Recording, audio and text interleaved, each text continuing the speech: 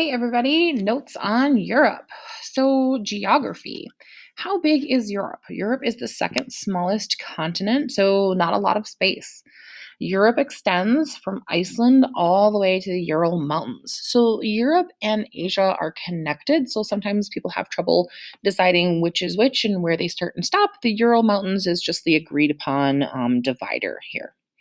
Um, Europe has many peninsulas, and I'll show a map in a second here, that really allowed for easy travel between nations. So, when we talk about European history and wars between them and trade between them, it really was a lot of easy access because they are so close together. Again, something that's just hard for us to fathom because our country, the United States, is so large, and we have our states that are close together. But as far as countries, we're a pretty big country. What is part of Europe?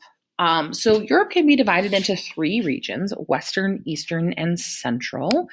So we've got Western Europe over here, those are the purples, and then we've got Central Europe, which is these middle sections, and then we've got Eastern Europe over here. So the Ural Mountains that we talked about are just this purple line right here.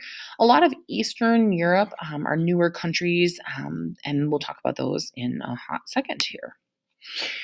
What is the climate like in Europe? So it's broadly divided based on latitude and proximity to water. So let me go back to this map here. So places that are in hereish in the middle are going to have temperatures that are more mild, that are more like what we experience in the summer and the winter time. Places like Italy and Greece are right here on the Mediterranean Sea, and they stay really warm. Places like Spain and Portugal are going to stay warmer. And then you've got places like here that are pretty close to the Arctic Circle or the Arctic Ocean, and so they're going to be a lot chillier. Places that are inland are going to have temperatures and weather more like us, more like the Minnesota type experience. Okay. What animals live in Europe? Due to the density of population here, there are few areas of natural habitat, and many indigenous animals are extinct or in danger of becoming so. So, a lot of European countries have been around for a long time, and they've built and built and built, and there's not a ton of wildlife or forest kind of spaces in a lot of these countries. And so, a lot of animals have been driven out. So, Western Europe, which is the countries that are over here again in this purple.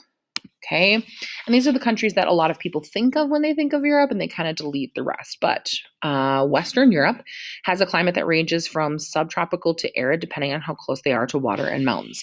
So here we could have places that are really warm, really hot, really sunny, and then places that are really dry too. Western Europe has one of the richest economies in the world.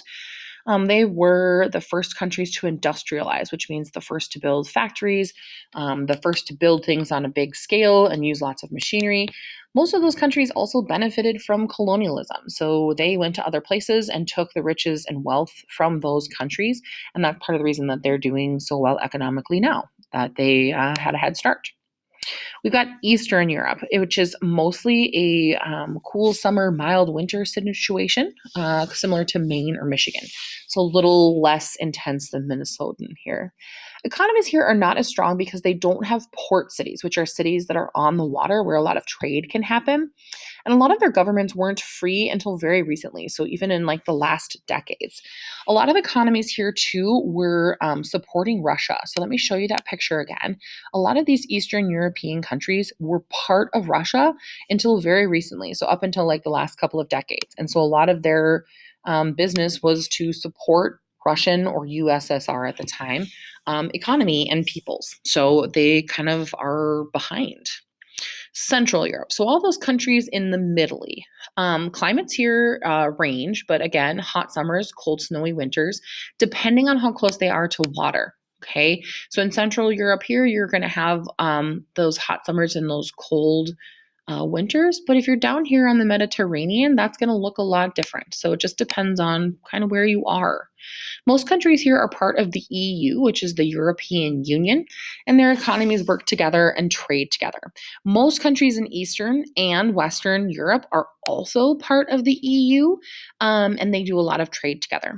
Here's just a map to put in your brain of what countries were part of Russia until very recently. So all these Eastern European countries were part of Russia until the late 80s, and that was a big deal and put them kind of behind. Please